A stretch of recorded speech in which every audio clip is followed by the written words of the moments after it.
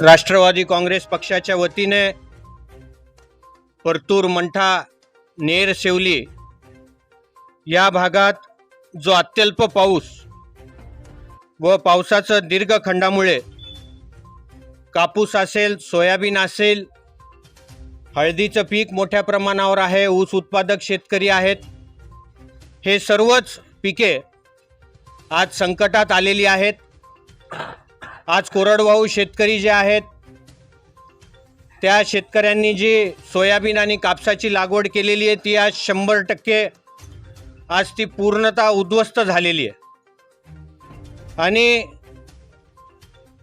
आत्ता जी परिस्थिती आपण पाहत आहोत, यानंतर जी काही 10-20% पिकं काही उभी दिसत आहेत ती निश्चित ह्या 4-5 दिवसाच्या पुन्हा खंड जर झाला तर आपल्याला या तालुक्यात कोणतंही पीक शेतकऱ्यांना कोणतंही पीक हाताला येणार नाही।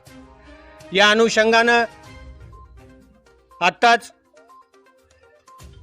जे आता उपविभागीय अधिकारी साहेब या ठिकाणी निवडणूक आयोगाची काही बैठक आहे तर संभाजीनगरला गेलेले आहेत।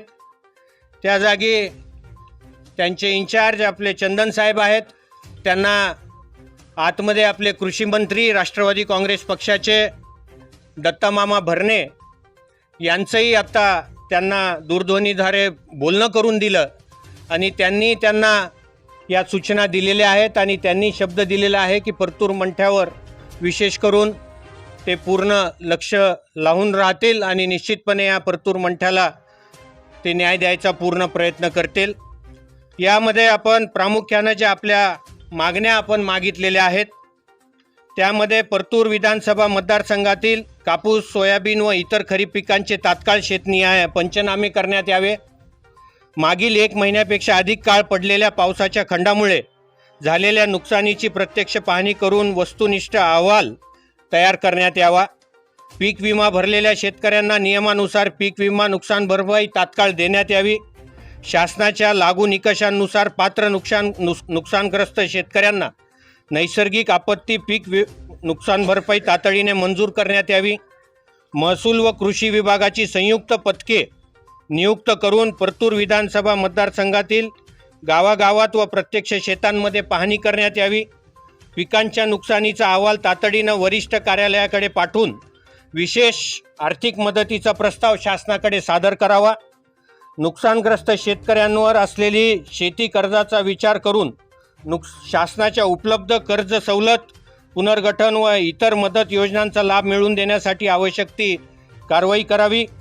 शेतकऱ्यांना पीक विमा व नुकसान भरपाई मिळण्यासाठी आवश्यक असलेली प्रक्रिया सुलभ व जलद करण्यात यावी।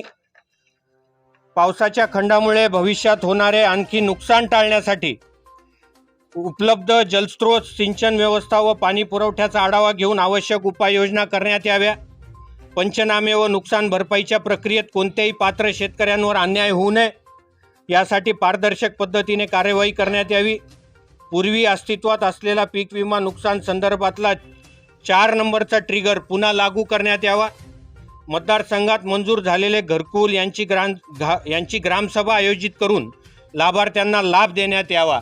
अशा पद्धतीच्या आपण मागण्या या शासनाकडे पोहोचत आहोत आणि निश्चितपणे राज्याच्या उपमुख्यमंत्री माननीय सुनेत्रा वहिनी पवार, महाराष्ट्र राज्याचे कृषी मंत्री दत्तामामा भरणे यांनाही सविस्तर मुंबईला भेटून हे निवेदन सादर करण्यात येणार आहे।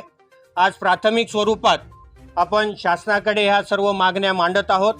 यामध्ये शासनाकडून जर काही दिरंगाई झाल्यास निश्चितपणे पक्षाच्या माध्यमातून आणि वरिष्ठांना आपण त्या ठिकाणी सूचना करून आपण निश्चित या शासनाला वेठीस धरणार आहोत, हे मी आज या प्रसंगी आपल्याला या ठिकाणी माहिती देतो। आपण सर्व शेतकरी बांधवच आहात, आपण सर्व मिळून आज हे निवेदन यांना सुपूर्त करूयात आणि निश्चितपणे चंदन साहेब आपणही यावर तात्काळ कारवाई कशी करता येईल त्या संदर्भात वरिष्ठांना याचे आदेश आपण अवलोकित करताल असं आम्हाला सर्वांना या ठिकाणी अपेक्षा आहे आणि सर्व पदाधिकाऱ्यांच्या वतीनं आम्ही या ठिकाणी निवेदन सादर करत आहोत।